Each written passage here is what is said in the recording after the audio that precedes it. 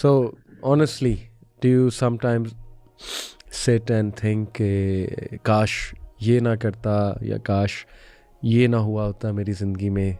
Yes बिल्कुल अली भाई, कुछ चीज़ें इंसान से गलतियाँ होती हैं and I also made big mistakes in my life and I think कुछ ऐसी मिस्टेक्स हुई हैं जो मैं आज जब भी सोचता हूँ तो एक किस्म की सैडनेस और ग्रीफ जो है वो ओवरकम कर जाती है। और फिर उसके साथ साथ फिर इंसान को बहुत ज़्यादा स्ट्रिक्ट किस्म का और सीरियस किस्म का गिल्ट भी होता है। So lot of regrets in fact, और कुछ रिग्रेट्स तो बहुत ऐसे हैं दे हॉन्ट यू। आप समझ लाइफ लॉन्ग रिग्रेट्स भी होते हैं। Yes, exactly. But at the end of the day Allah ताला की रहमत जो है बहुत वसी है, और मैं समझता हूँ कि हमें we should appeal to that mercy of Allah सुब्हानहू व तआला। देखें, समटाइम्स बहुत कुछ शॉकिंग हुआ होता है और बंदा बड़ा डाउन हो जाता है सोच के, यार how could I have done this और how Yes. Could this would have happened. और आई एम श्योर हम सब की लाइफ में, ऐसे ही जो सुन रहे हैं उनकी लाइफ में, हमारी लाइफ में ऐसी चीज़ें हैं। लेकिन देन वो always this has help me to एक डीप सांस ले बंदा, और क़द्दर अल्लाहु व मा शाअ फ़अल। ये क्या है ये जो जुमला इस वक्त मैंने कहा? आई लाइक हाँ, इसको थोड़ा इसका फ़लसफ़ा बयान करें। और रसूल अल्लाह सल्लल्लाहु अलैहि वसल्लम ने कहा अगर मगर में ना पढ़ो, मतलब कॉन्टेक्स्ट ये है बात का, क्योंकि शैतान की तरफ से अगर, और बस सिंपली ये जुमला कह दो। अली भाई, इसमें ना जब भी इंसान से कोई गलती हो तो हमारे दीन का हमसे यानी एक्सपेक्टेशन ये है कि हमारा पहला रिस्पॉन्स ये होना चाहिए कि हम अपनी गलती को आइडेंटिफाई करने की कोशिश करें। सही बात कि हमसे क्या गलती हुई, क्योंकि अल्टीमेटली जो इंसान के ऊपर मुश्किल आती है, परेशानी आती है, जिस चीज़ का भी इंसान शिकार होता है उसके अंदर इंसान की इन्वॉल्वमेंट और इंगेजमेंट ज़रूर होती है। He is the cause of that, ठीक है ना। वमा असाबकुम मिन मुसीबतिन फबिमा कसबत अयदीकुम व यअफू अन कसीर। अल्लाह ताला कहते हैं जो भी तुम पर मुसीबत या परेशानी आती, किसी भी सूरत की मुसीबत या परेशानी होगी, कोई गुनाह भी हो सकता है, कोई वैसी कोई कैलामिटी भी हो सकती है, तो उसमें तुम्हारे हाथों का बेसिकली वो एक अंजाम है जो तुमने अमाल किए। और अल्लाह कहते हैं वह यअफू अन कसीर, अल्लाह ताला बहुत सी चीज़ों को नज़रअंदाज भी कर देते हैं।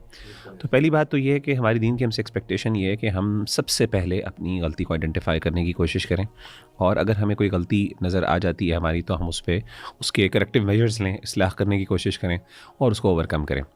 वंस दैट इज़ डन, जब ये एक हो गया आपसे, तो उसके बाद हमारा दीन फिर जो कि ऑप्टिमिज़म का बहुत ज़्यादा कायल है और हमें मुस्बत मिजाजी सिखाता भी है, तो अल्लाह ताला की फिर हमसे एक्सपेक्टेशन होती है कि नाउ मूव ऑन, ठीक है ना, कि अब उसको आप बदल नहीं सकते ना, यानी जो हो चुका अब उसको आप बदल नहीं सकते।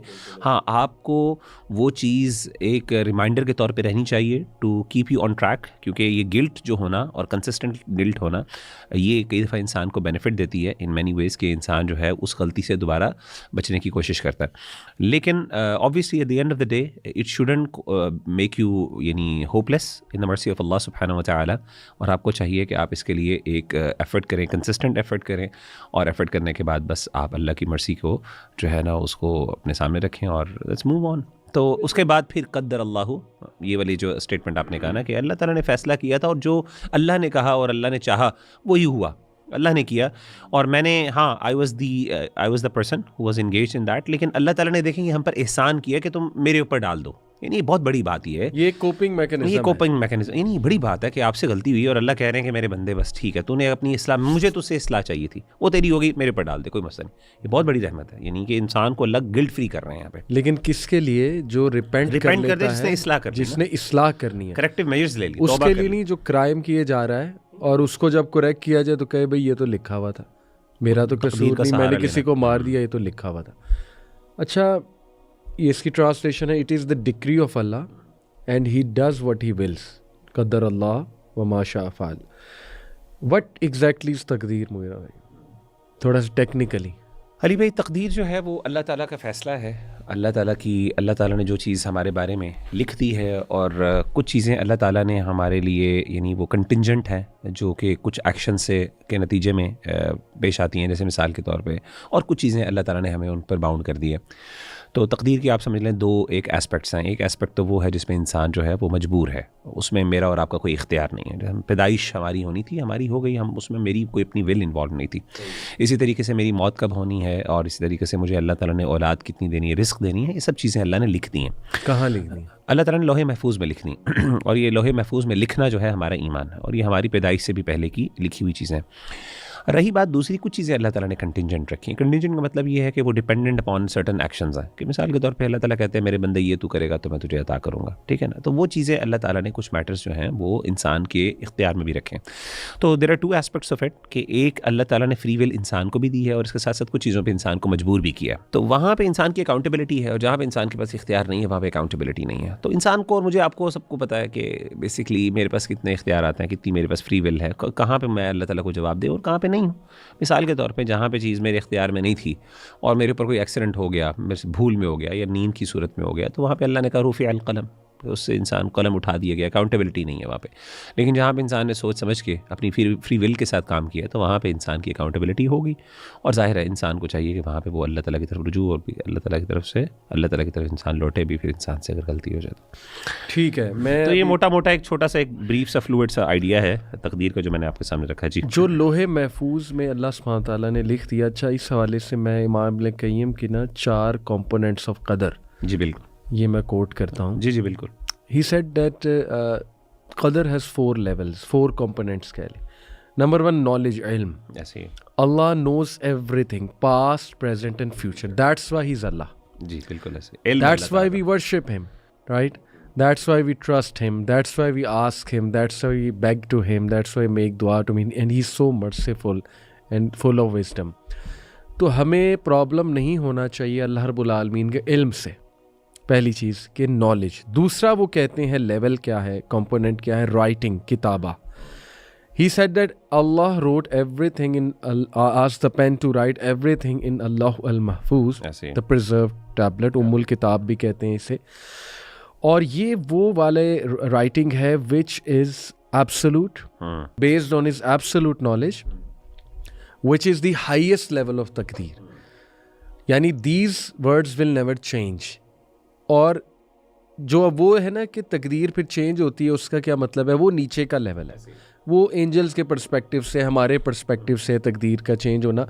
लेकिन लौह अल महफूज में चेंज भी already I think it's written, right. तीसरा कंपोनेंट वो कहते हैं जो फाइनल अल्लाह ताला का डिसीजन है ना, जो अनचेंजेबल है, यस, वो वाली चीज़ लिखी भी है, वो वाली चीज़ लिखी, ठीक है। यमहुल्लाहु मा यशाअ व युथबित व इंदहु उम्मुल किताब। तो अल्लाह जिसको चाहता है मिटा देता है, जिसको चाहता है अल्लाह साबित करता है, और ये सब कुछ उम्मुल किताब यानी लोहे महफूज में ऑलरेडी लिखा हुआ है। तो वो चीज़ अल्लाह ताला ने कुरान मजीद में सूरह इब्राहिम में वाज़ेह कर दी। जी, तीसरा कंपोनेंट वो कहते हैं विल है, मशिया, ऐसे ही मशीन अल्लाह रब्बुल आलमीन के, nothing happens except by Allah's will. और चौथा है क्रिएशन, खल्क, Allah is the creator of everything including our actions. ऐसे ही। अच्छा, अब ये इसकी एक मिसाल मैं आपके सामने रखता हूँ मीरा भाई, कि suppose we have an example of a student preparing for exams. अब Allah already knows what the student will score, it is already written. Allah का नॉलेज आ गया, इट इज़ ऑल्सो रिटन, वो कितना स्कोर करेगा। Allah wills that effort leads to success in general. Allah की will भी है, मशीयत भी है। वो क्या है कि अल्लाह ताला ने ये रूल बना दिया, यूनिवर्सल रूल, कि जो एफर्ट करेगा उसको सक्सेस मिलेगा। ये विल है अल्लाह की। Allah also created the opportunities, the intelligence and the outcome. Allah ताला ने एक्शंस को भी क्रिएट किया है, ठीक है। जैसे अल्लाह ताला ने कहा ना वल्लाहु खलक़कुम वमा तअमलून, कि अल्लाह ने तुम्हें भी पैदा किया और अल्लाह ताला ने जो तुम अमल करते हो उसको भी पैदा किया। जी, इसी तरह एक और मिसाल, अच्छा यहाँ पे मैं बात वाज़ेह कर दूँ कि देखें, स्टूडेंट के पास फ्रीडम था to choose whether to study और नॉट, और वो चॉइस जो है विद इन उसकी लिमिटेड फ्री विल में है। तो ये कह सकते हैं मुगीरा भाई कि yes, we do have freedom of will, freedom of choice, but it operates within the grand design of Allah subhanahu wa ta'ala, within the grand choice of Allah subhanahu wa ta'ala. यानी वो मशीयत से बाहर नहीं है, मशीयत से अल्लाह की मशीयत जो है ना हर चीज़ को इनकम्पास की हुई है, यानी कोई भी चीज़ अल्लाह की मशीयत से बाहर नहीं हो सकती। तो अब वो अल्लाह के वो मशीयत क्या है, वो एक ग्रैंड डिज़ाइन है जिसके अंदर एक लिमिटेशन है। अली भाई मैं इसकी ना मिसाल देता हूँ, जैसे एक साइबर स्पेस है। आप अगर किसी साइबर स्पेस के ऊपर जाते हैं, मिसाल के तौर पे किसी पेज के ऊपर यूट्यूब पे जाते हैं, या फिर इस तरीके से आप फेसबुक में जाते हैं, तो वहाँ पे आप देखते हैं कि वहाँ पे ना आप पास सर्टन फ्रीडम्स भी हैं, लेकिन इसके साथ साथ सर्टन आपके पास लिमिटेशंस भी हैं। लेकिन इसके साथ साथ एक और चीज़ वहाँ पे इंपॉर्टेंट होती है, वहाँ पे इवन एक्शंस भी क्रिएटेड है। यानी आप कोई भी एक्शन परफॉर्म करते हैं उसका सर्टेन आउटकम होता है। यानी अगर मिसाल के तौर पे आप इसको क्लिक करेंगे तो ये नया पेज खुलेगा, उस पेज के ऊपर ये आएगा, ठीक है ना। इसके साथ ये करेंगे तो वो होगा, ये होगा। वो एक्शंस भी क्रिएटेड है, ठीक है ना, और आप उन्हीं एक्शंस के अंदर ही ऑपरेट कर सकते हो। तो गुनाह भी अल्लाह ताला ने लिमिट किए हुए हैं कि आप ये इंसान कर सकता है अपनी लिमिट के अंदर, ये गुनाह इंसान के, और वो ऑलरेडी एग्जिस्टेड है, वो क्रिएटेड है, ठीक है।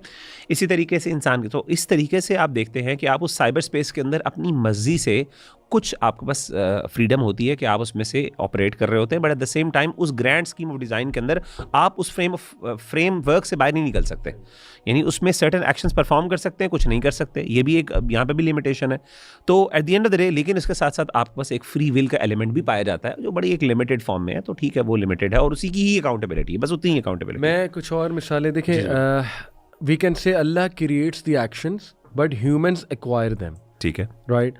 और यानी मतलब है कि ह्यूमन बीइंग्स आप कह सकते हैं कि Allah created them, human beings perform them, ये ज़्यादा बेहतर है। ओके, यानी अमल इंसान का होता है, तख्लीक जो है उस एक्शन की अल्लाह की होती है।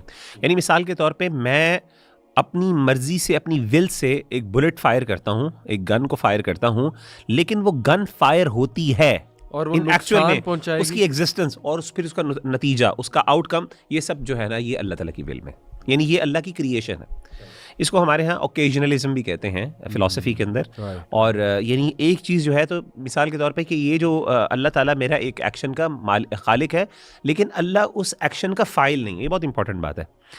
इब्न तैमिया रहमतुल्लाह अलैह ने लिखा है कि अल्लाह ताला जो है वो आपके और मेरे एक्शंस के खालिक हैं, लेकिन फ़ाइल नहीं है। यानी the action is created but I am performing it. It's just like एक गन है, गन अल्लाह ने यानी क्रिएट किसी और ने की है, लेकिन उसको फायर कोई और कर रहा है ना। तो यानी उस गन की जो एक्चुअल एक्शन और एग्जीक्यूशन है वो इंसान करती है, इसीलिए इंसान is to be blamed when he commits a kind of a major sin or any sin। अच्छा, मैं एक और अगर मुगीरा भाई मिसाल दूँ, कुछ ऐसी मिसालें जी मैंने प्लीज़ बनाई भी हैं, निकाली भी हैं कि सपोज जीपीएस सिस्टम है, the creator of the GPS knows all the possible routes, ठीक है।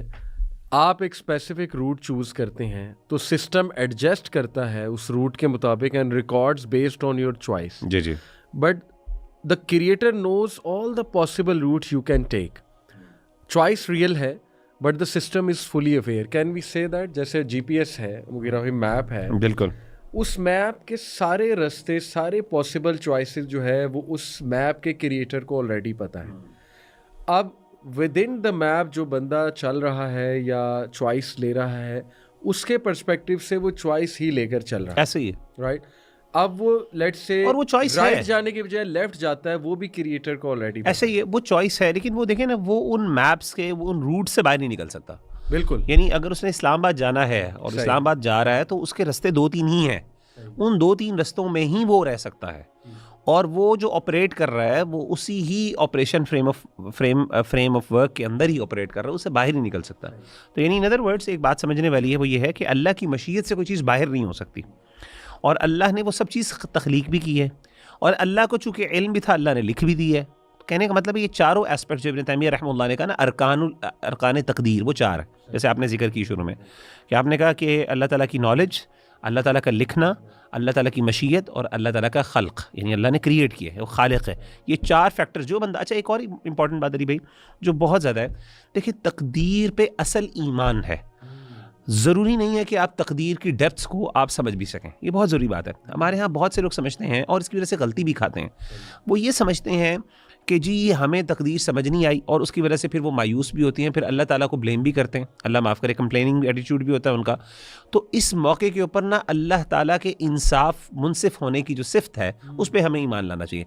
यानी ज़रूरी नहीं है कि मुझे ये चीज़ें समझ आ जाएँ। देखिए अल्लाह की मशीयत, अल्लाह की कदर, अल्लाह ताला का, अल्लाह की ताकत और अल्लाह की कुदरत है ना, कि अल्लाह का कंट्रोल कितना मेरे ऊपर, इस कंट्रोल की एक सब्जेक्टिविटी के साथ मैं कुछ ना कुछ असेस कर सकता हूँ। यानी मेरा एक सब्जेक्टिव एक्सपीरियंस है जिसकी बेसिस के ऊपर मैं थोड़ा बहुत जो है ना वो मेजर कर सकता हूँ, गेज कर सकता हूँ कि अच्छा कितनी मेरे अंदर लिमिटेशन है, एक सब्जेक्टिव।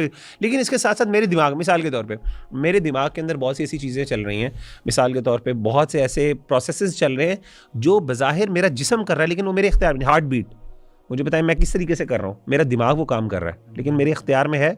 सब्जेक्टिवली आप अपने आप से पूछे नहीं है, हाँ, साइंटिफिकली बायोलॉजिकली आपके इख्तियार में, ठीक है ना, एक किस्म का मेरी बॉडी कर रही है ना, मेरी ये जो मूवमेंट्स है, मसल मूवमेंट्स वगैरह, ये सारी इनके पीछे क्या है, वो न्यूरॉन्स किस तरीके से काम करते हैं, केमिकल नेटवर्क्स, इसमें भी इंसान के पास लिमिटेशन है, even though apparently it appears to be कि आई एम डूइंग दैट, ठीक है ना, उस पूरे सिस्टम को रन कर रहा हूँ।